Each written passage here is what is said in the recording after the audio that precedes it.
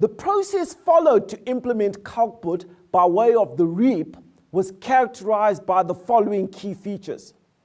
Firstly, there was a request for proposal, and this documentation is divided up into three categories.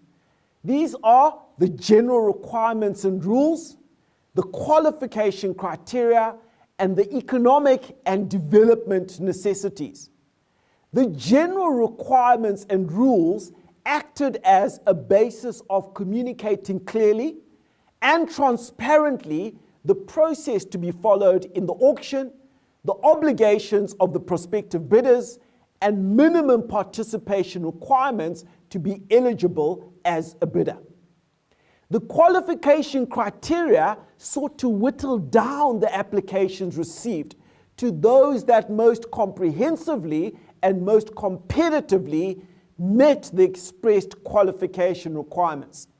And the economic development category selected preferred bidders based on their submissions on environmental and land matters, economic development proposals, their financial models, the technical merits, price competitiveness, and the organizational and institutional capacity of the bidding consortiums.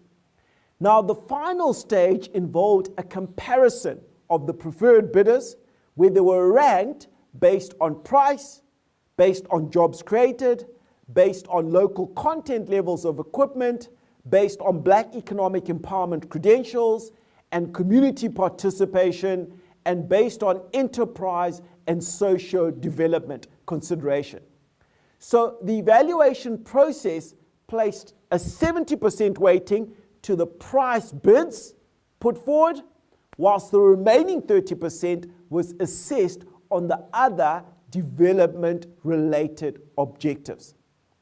On official selection, Kalkbut, as a winning bidder, signed an implementation agreement with the government and a power purchase agreement with state-owned electricity utility Eskom.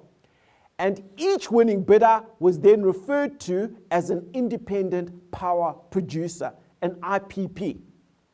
At the completion of the legal agreements, this resulted in the South African government guaranteeing that all the power purchase agreements, through which it's referred to as a government support framework agreement, the South African government effectively guaranteed or underwrote all the power purchase agreements winning bidders signed with Eskom.